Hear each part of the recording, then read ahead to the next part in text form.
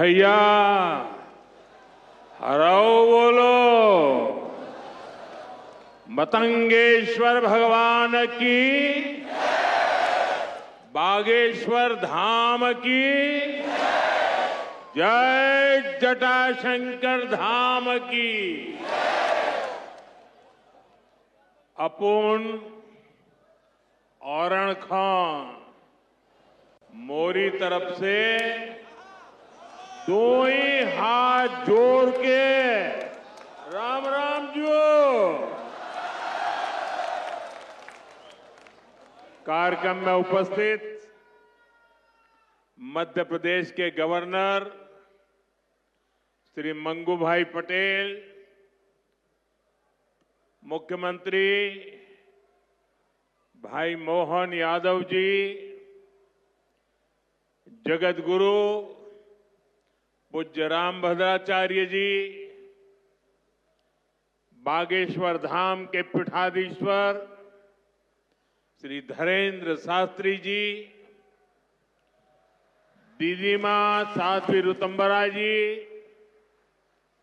स्वामी चिदानंद सरस्वती जी, महंत श्री बालक योगेश्वर दास जी, इसी क्षेत्र के सांसद विष्णुदेव शर्मा जी, अन्य महानुभाव और प्यारे भाई और बहनों, बहुत ही कम दिनों में मुझे दूसरी बार वीरों की इस धरती बुंदेलखंड आने का सौभाग्य मिला है। और इस बार तो बालाजी का बुलावा आया है।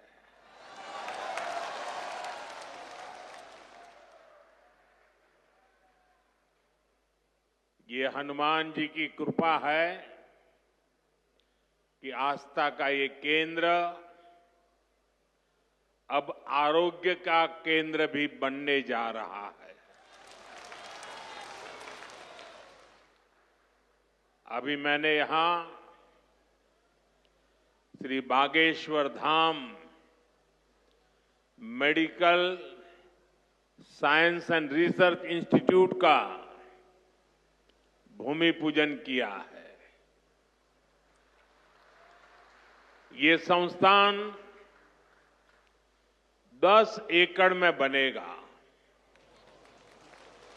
पहले चरण में ही इसमें 100 बेड्स की सुविधा तैयार होगी। मैं इस पुनीत कार्य के लिए श्री धीरेन्द्र शास्त्री जी का अभिनंदन करता हूं और बुंदेलखंड के लोगों को बहुत बहुत बधाई देता हूं। साथियों, आजकल हम देखते हैं कि नेताओं का एक वर्ग ऐसा है जो धर्म का मखौल उड़ाता है, उपहास उड़ाता है, लोगों को तोड़ने में जुटा है। और बहुत बार विदेशी ताकतें भी इन लोगों का साथ देकर देश और धर्म को कमजोर करने की कोशिश करती दिखती है। हिंदू आस्था से नफरत करने वाले ये लोग सदियों से किसी न किसी भेष में रहते रहे हैं। गुलामी की मानसिकता से घिरे हुए लोग हमारे मत, मान्यताओं और मंदिरों पर, हमारे संत, संस्कृति और सिद्धांतों पर हमला करते रहते हैं। ये लोग हमारे पर्व, परंपराओं और प्रथाओं को गाली देते हैं। जो धर्म, जो संस्कृति स्वभाव से ही प्रगतिशील है, उस पर ये कीचड़ उछालने की हिम्मत दिखाते हैं। हमारे समाज को बांटना, उसकी एकता को तोड़ना ही इनका एजेंडा है।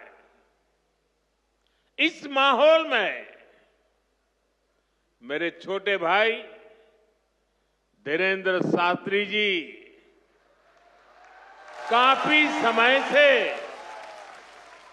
देश में एकता के मंत्र को लेकर लोगों को जागरूक करते रह रहे हैं।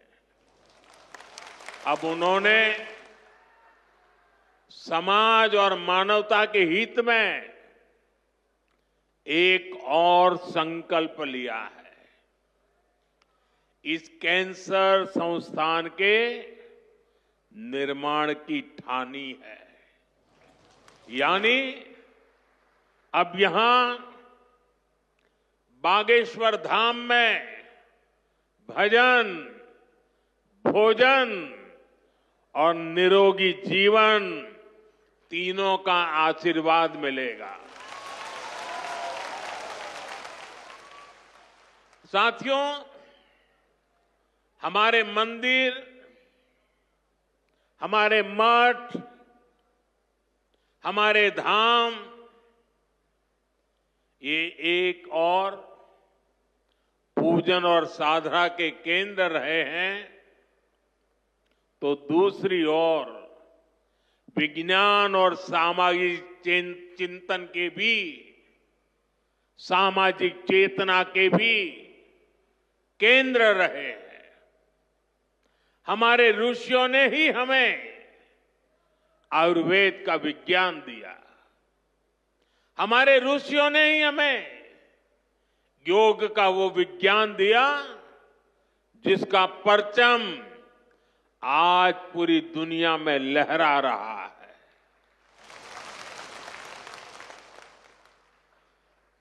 हमारी तो मान्यता ही है, परहित सरिस धर्म नहीं भाई, अर्थात दूसरों की सेवा, दूसरों की पीड़ा का निवारण ही धर्म है। इसलिए नर में नारायण, जीव में शिव, इस भाव से जीव मात्र की सेवा, यही हमारी परंपरा रही है। आजकल हम देख रहे हैं महाकुंभ की हर तरफ चर्चा हो रही है। महाकुंभ अब पूर्णता की ओर है। अब तक करोड़ों लोग वहां पहुंच चुके हैं। करोड़ों लोगों ने आस्था की डुबकी लगाई है, संतों के दर्शन किए हैं।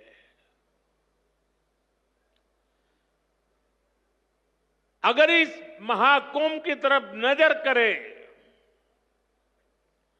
तो सहज भाव उड़ जाता है, ये एकता का महाकुंभ है। आने वाली सदियों तक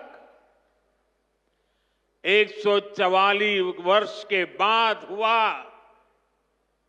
ये महाकुंभ एकता के महाकुंभ के रूप से प्रेरणा देता रहेगा और देश की एकता को मजबूती देने का अमृत परोसता रहेगा। लोग सेवा भाव से लगे हुए, जो भी कुंभ में गया है एकता के दर्शन तो किए ही हैं, लेकिन जिन जिन से मेरा मिलना हुआ है, दो बातें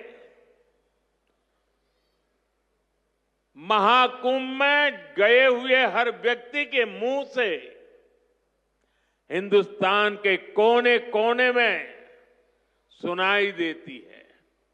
एक, वे जी भर करके स्वच्छता कर्मियों की उनके गुणगान करते हैं।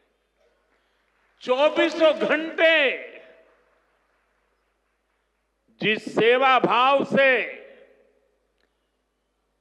इस एकता के महाकुंभ में स्वच्छता के कार्य को संभाल रहे हैं, मैं आज उन सभी स्वच्छता के साथियों को आदरपूर्वक नमन करता हूं। दूसरी एक विशेषता है जो हमारे देश में बहुत कम सुनने को मिलती है, और इस बार मैं देख रहा हूं एकता के इस महाकुंभ से आए हुए हर यात्री कह रहा है कि इस बार एकता के महाकुंभ में पुलिस कर्मियों ने जो काम किया है, एक साधक की तरह, एक सेवाव्रती की तरह पूरी नम्रता के साथ देश के कोटि कोटि जनों को संभालना, इस एकता के महाकुंभ में जिन पुलिस कर्मियों ने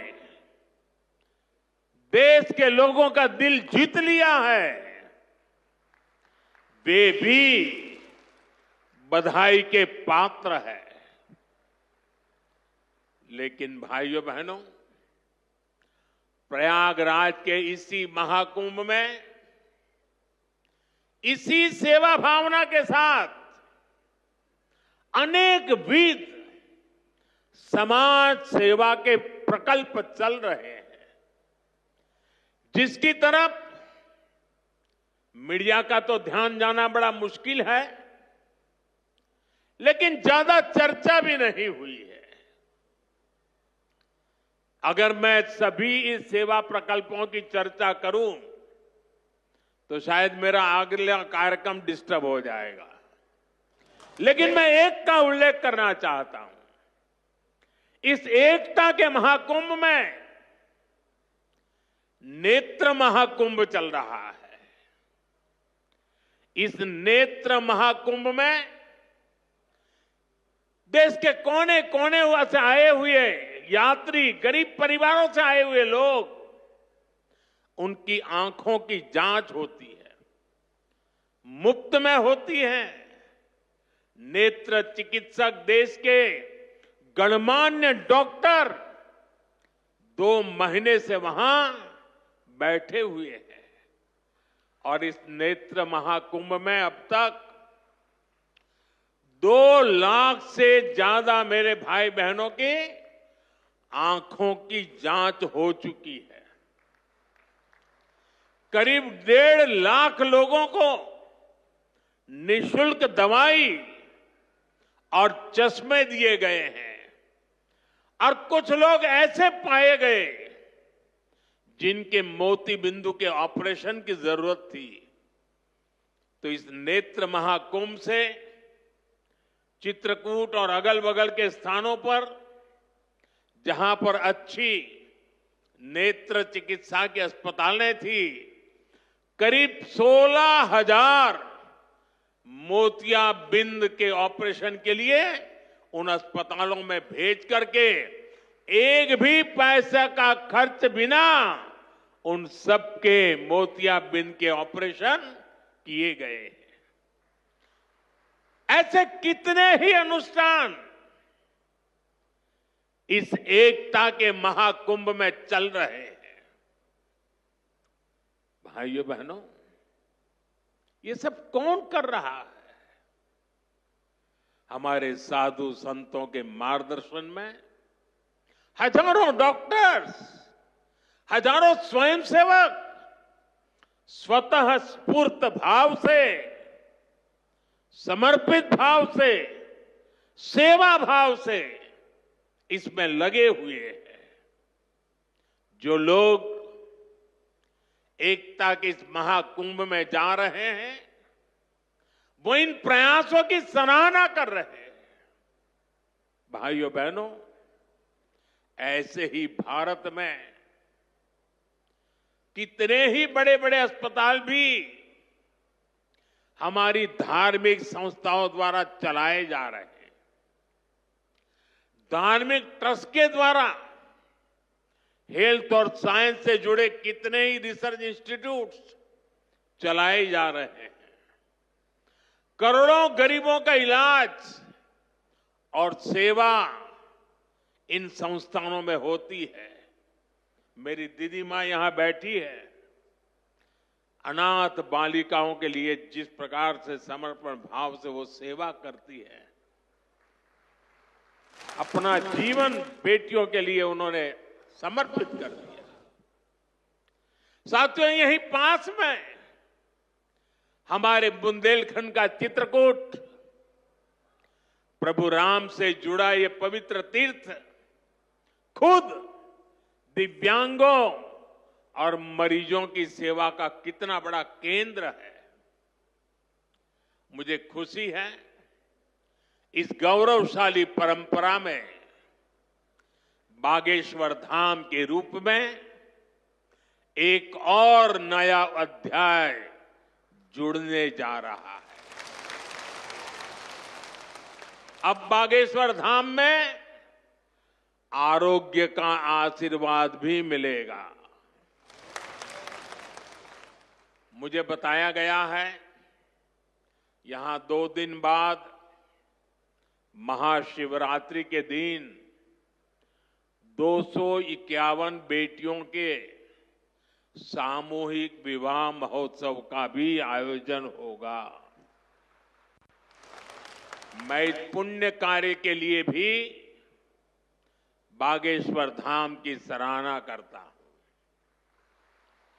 मैं सभी नवविवाहिता दंपतियों को, मेरी बेटियों को सुंदर और सुखी जीवन के लिए अग्रिम बधाई देता हूं, हृदय से आशीर्वाद देता हूं।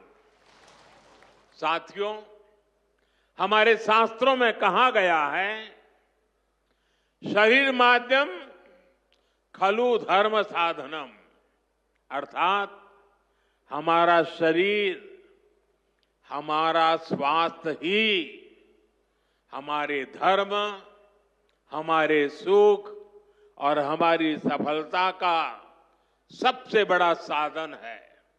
इसलिए जब देश ने मुझे सेवा का अवसर दिया तो मैंने सबका साथ सबका विकास के मंत्र को सरकार का संकल्प बनाया और सबका साथ सबका विकास के इस संकल्प का भी एक बड़ा आधार है सबका इलाज, सबको आरोग्य। इस विजन को पूरा करने के लिए हम अलग अलग स्तर पर फोकस कर रहे हैं। हमारा फोकस है बीमारी से बचाव पर। आप मुझे बताइए, यहां स्वच्छ भारत अभियान के तहत टॉयलेट, शौचालय हर गांव में बने हैं कि नहीं बने हैं? इससे आपकी मदद हुई कि नहीं हुई? आपको पता है, शौचालय बनने से एक और फायदा हुआ है। शौचालय बने हैं तो गंदगी से होने वाली बीमारियां भी कम हुई है।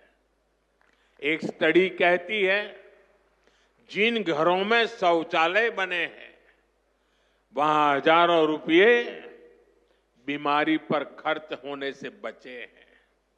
साथियों, 2014 में हमारी सरकार आने से पहले हालात ये थी कि देश में गरीब जितना बीमारी से नहीं डरता था, उससे ज्यादा डर उसे इलाज के खर्च से लगता था। अगर परिवार में कोई एक व्यक्ति भी गंभीर बीमारी का शिकार हो जाए तो पूरा परिवार संकट में आ जाता था। मैं भी आप सबकी तरह गरीब परिवार से निकला हूं। मैंने भी इन तकलीफों को देखा है और इसलिए मैंने संकल्प किया है, मैं इलाज का खर्च कम करूंगा और आपकी जेब में ज्यादा से ज्यादा पैसे बचाऊंगा। मैं आपको बार बार हमारी सरकार की कुछ कल्याणकारी योजनाओं की जानकारी देता रहता हूं ताकि एक भी जरूरतमंद योजनाओं से छूटे नहीं। इसलिए मैं कई जरूरी बातें आज फिर यहां दोहरा रहा हूं और मैं आशा करता हूं आप इसे याद भी रखेंगे और अपने परिचितों को जरा बताएंगे भी। बताएंगे ना? पक्का बताएंगे? ये भी सेवा का ही काम है। इलाज के खर्च का बोझ कम होना चाहिए कि नहीं होना चाहिए? इसलिए मैंने हर गरीब के मुफ्त इलाज की व्यवस्था कर दी है। 5 लाख तक का इलाज बिना किसी खर्च के। किसी बेटे को अपने मां बाप के इलाज के लिए 5 लाख रुपए तक खर्च नहीं करना पड़ेगा। ये दिल्ली में आपका जो बेटा बैठा है ना, वो काम वो करेगा। लेकिन इसके लिए आपको आयुष्मान कार्ड बनवाना है। मुझे आशा है कि यहां बहुत सारे लोग होंगे जिनका आयुष्मान कार्ड जरूर बना होगा। जिनका नहीं बना है वो भी जल्दी से बनवा ले। और मैं मुख्यमंत्री जी को भी कहूंगा कि इस काम को, इस क्षेत्र में अगर कोई छूट गए हो तो तेजी से इसको आगे बढ़ाया जाए। साथियों, एक और बात आज आपको याद रखनी है। अब गरीब, अमीर, मध्यम वर्ग, कोई भी परिवार हो, परिवार में 70 साल से अधिक उम्र के सभी बुजुर्गों के लिए भी मुफ्त इलाज के लिए आयुष्मान कार्ड बन रहे हैं। ये कार्ड भी ऑनलाइन ही बन जाएंगे। इसके लिए कहीं किसी को कोई पैसा देना नहीं है और अगर कोई पैसे मांगता है तो सीधे मुझे चिट्ठी लिखना, बाकी काम मैं कर लूंगा।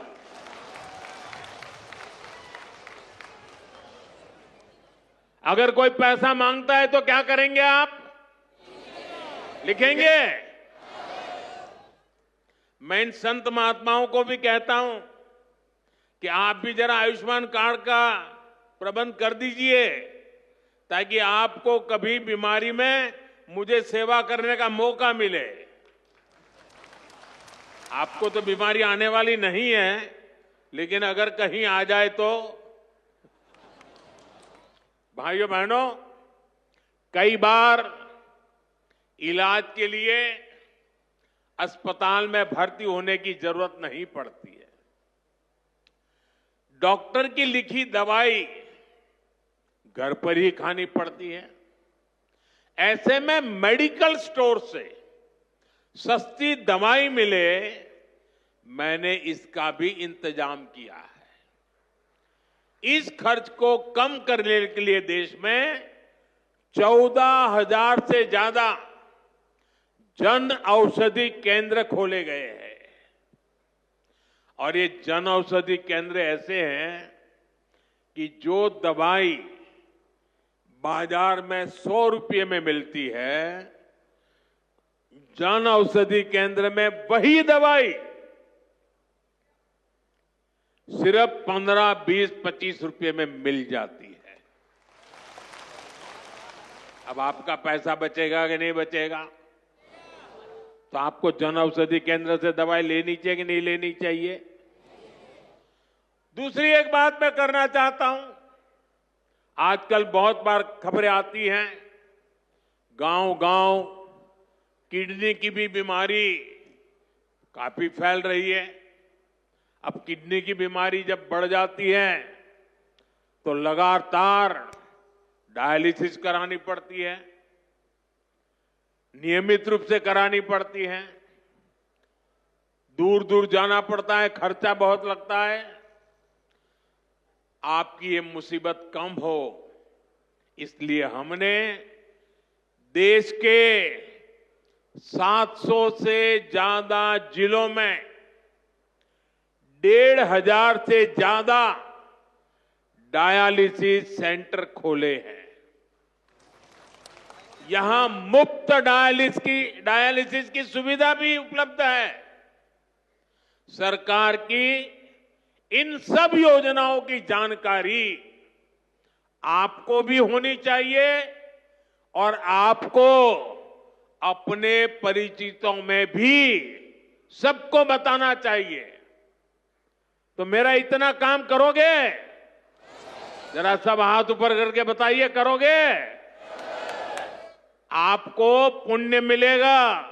ये सेवा का काम है।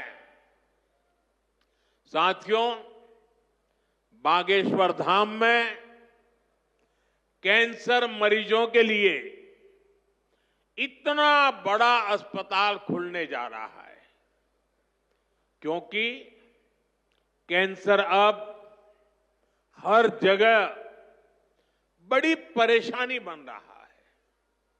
इसलिए आज सरकार, समाज, संत सब कैंसर के खिलाफ लड़ाई में मिलकर प्रयास कर रहे हैं। भाइयों बहनों, मुझे पता है गांव में अगर किसी को कैंसर हो जाए तो उससे लड़ना कितना मुश्किल होता है। पहले तो बहुत दिनों तक पता ही नहीं चलता कि कैंसर हुआ है। बुखार और दर्द की घरेलू दवाएं ही आमतौर पर लोग लेते रहते हैं, और कुछ लोग तो पूजा जाप में चले जाते हैं, किसी तांत्रिकों के हाथ में फंस जाते हैं।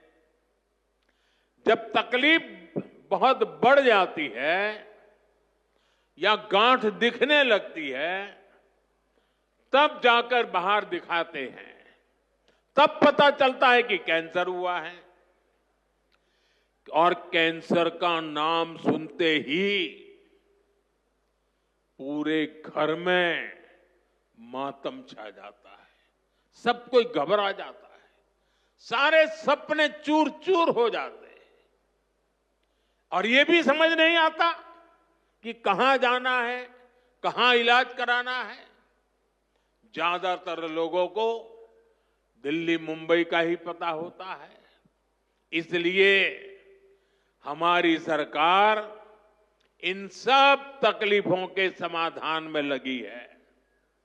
इस साल जो बजट आया है उसमें भी कैंसर से लड़ने के लिए कई सारी घोषणाएं की गई है, और मोदी ने तय किया है कि कैंसर की दवाओं को और सस्ता किया जाएगा। अगले 3 साल में देश के हर जिले में कैंसर डे केयर सेंटर खोले जाएंगे। डे केयर सेंटर में जांच भी होगी और आराम करने की सुविधा भी होगी। आपके पड़ोस में ही जो जिला अस्पताल है, चिकित्सा केंद्र हैं, वहां कैंसर क्लिनिक भी खोले जा रहे हैं। लेकिन भाइयों बहनों, आपको मेरी एक बात अच्छी लगे या बुरी लगे, लेकिन इसको कुछ करना ही पड़ेगा। याद रखना और जीवन में लागू करना। कैंसर से सुरक्षा के लिए आपको भी सावधान और जागरूक होना पड़ेगा। सबसे पहली सावधानी ये है कि समय से कैंसर की पड़ताल, क्योंकि एक बार कैंसर फैल गया तो उसे हराना उतना ही मुश्किल हो जाता है। इसलिए हम 30 साल से ज्यादा उम्र के सभी लोगों की जांच के लिए एक अभियान चला रहे हैं। आप सबको इस अभियान का फायदा उठाना चाहिए, हिस्सा बनना चाहिए। लापरवाही नहीं करनी है। थोड़ी सी भी जो शंका हो तो कैंसर की तुरंत जांच करवानी है।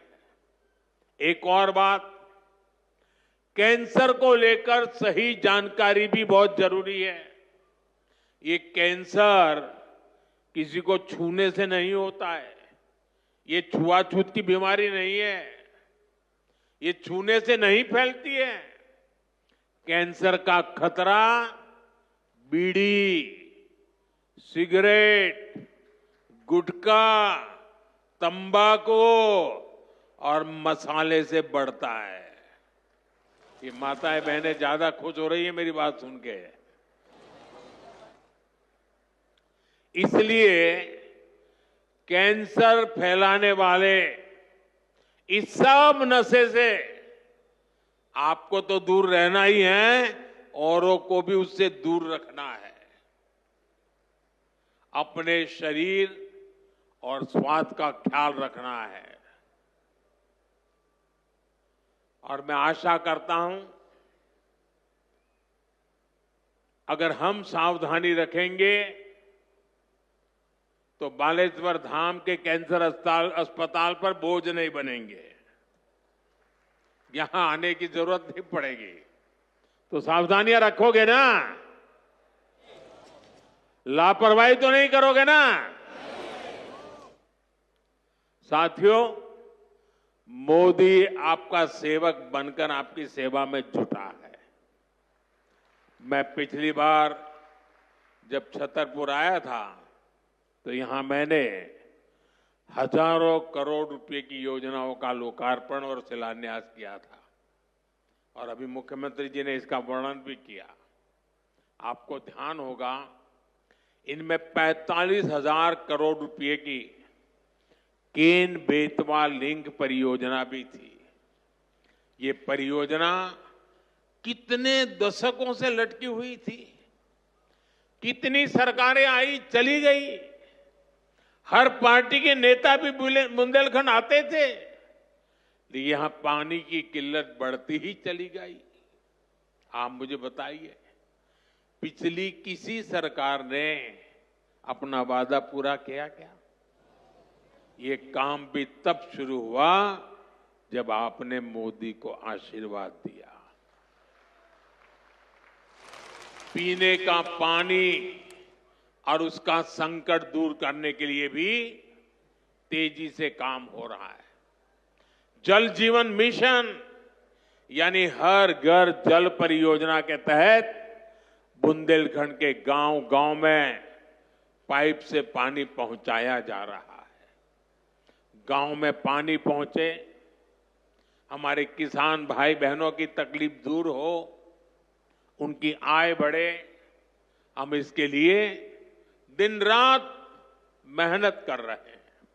भाइयों बहनों, बुंदेलखंड समृद्ध बने, इसके लिए जरूरी है कि हमारी माताएं बहनें भी उतनी ही सशक्त बने।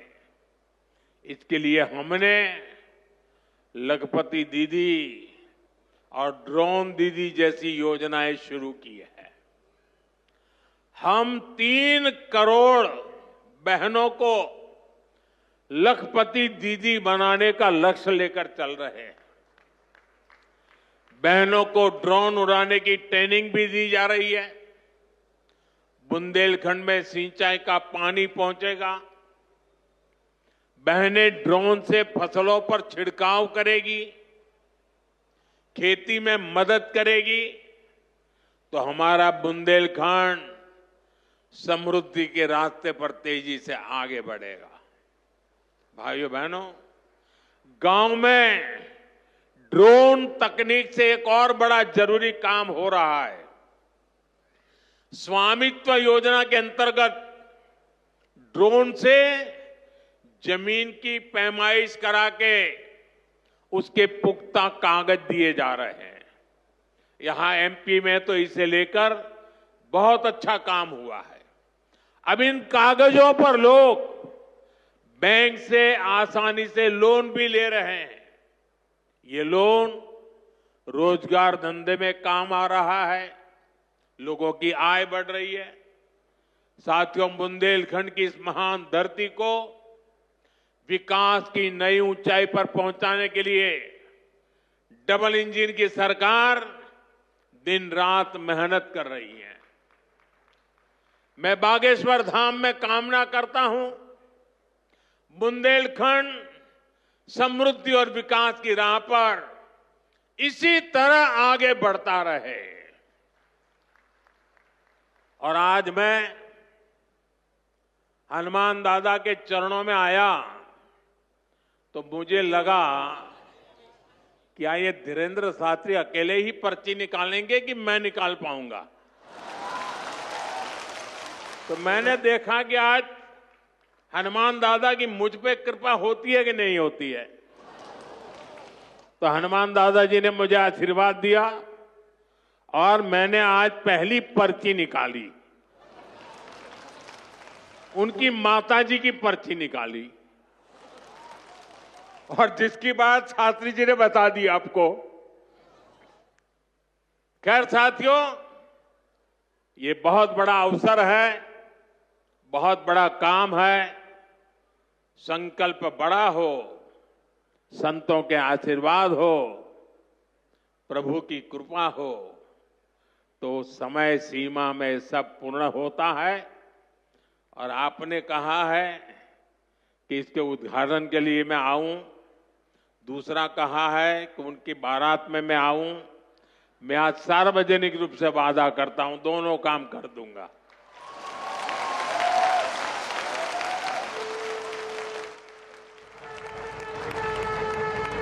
आप सभी को एक बार फिर मेरी बहुत बहुत शुभकामनाएं, बहुत बहुत धन्यवाद। हर हर महादेव।